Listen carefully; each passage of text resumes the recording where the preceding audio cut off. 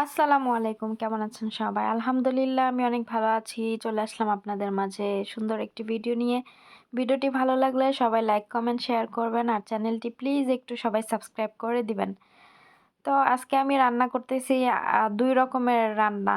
আজকে আমার জন্য আলাদা একটা রান্না করতেছি আর ওদের জন্য আলাদা একটা রান্না করতেছি।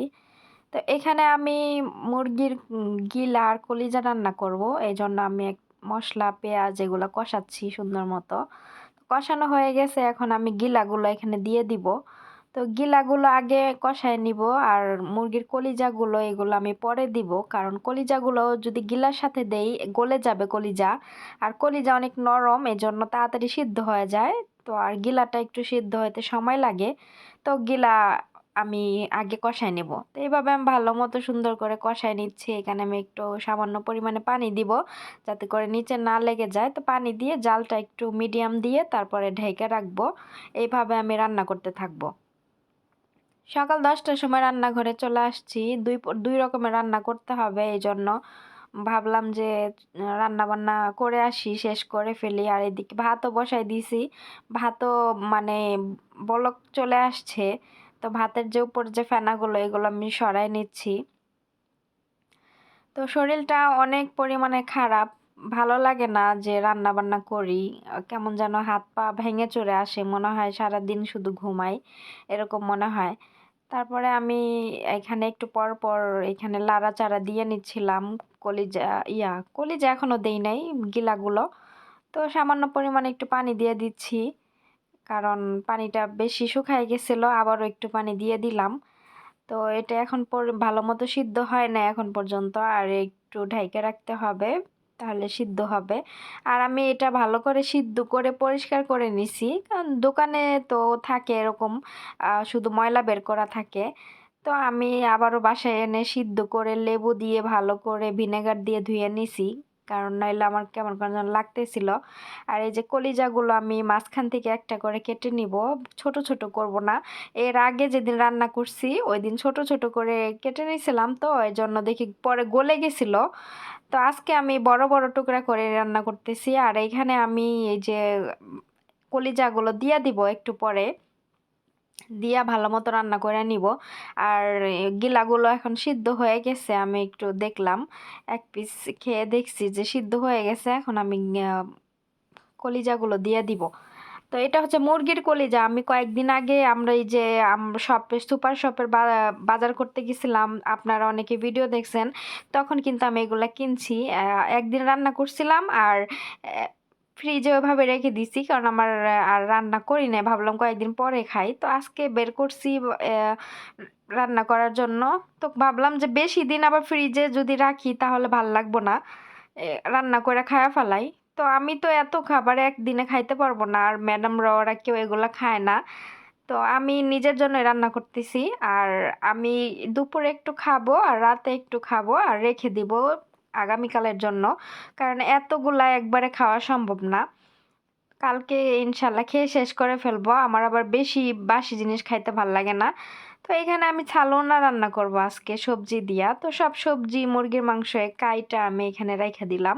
তো এখন আমি তরকারি বসায় দিব একটু পরেই। আমার কলিজা উম, তারপরে গিলা এগুলো রান্না করা শেষ। দেখেন কতটা মাখা মাখা হয়েছে, আর কালারটা অনেক সুন্দর হয়েছে মাশাআল্লাহ।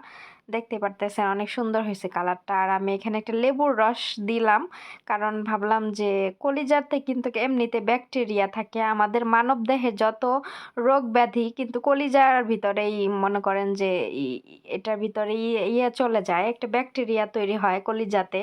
তো এই জন্য আমি কলিজাটা ভালো করে তো লেবু দিয়ে ভিনেগার দিয়ে ওয়াশ করে নিছি, আবারও এখানে লেবুর রস দিলাম একটা রান্না করার সময়, যাতে করে গ্রানটা সুন্দর লাগে। আর ওইদিকে বাহিরের ওয়েদারটাও মানে ছিল, একবার রোদ উঠে আবার রোদ কমে যায় এরকম। তো থালা বাসনগুলো বেসিংয়ে অনেকগুলা জমে গেছিলো, এগুলো ধুয়ে নিচ্ছি। আর বাহিরে এখন আবার রোদ উঠছে, কিছুক্ষণ আগে রোদ ছিল না, এখন রোদ উঠছে, জানলা দিয়ে রোদ চলে আসছে আমি যেখানে বেসিং আর কি ওইখানে। তো আমি দেখেন ক্যামেরা ঘোলা হয়ে গেছে রোদের জন্য। তো আমি থাল বাসনগুলো এক এক করে সবগুলো ধুয়ে নিতাছি। আর ওইদিকে তরকারি আমি বসাই দিছি। আর 11টা বাজে, রান্নাবান্না শেষ করতে হবে। 12টার সময় আবার সবাই খাওয়া দাওয়া করবে। ওরা তো সবাই বাসায়, ম্যাডামরা সবাই বাসায়, এর জন্য তাড়াতাড়ি খাওয়া দাওয়া করে। আর ওরা বাসায় থাকলে আমি তাড়াতাড়ি রান্নাবান্না শেষ করে ফেলি 12টার আগে, নইলে আবার ওরা আবার তো যেদিন বাসায় থাকে তখন তাড়াতাড়ি খাওয়া দাওয়া করে। তো তরকারি এখানে আমার সালোনা, সবজি, মাংস এগুলো সব দিয়ে আমি কষাইতেছিলাম। আর ধনিয়া পাতা আর পুদিনা পাতাও দিয়ে দিলাম। ধনিয়া পাতা পুদিনা পাতা দিলে কিন্তু ঘ্রাণ হয়, তরকারিটা ভাল লাগে।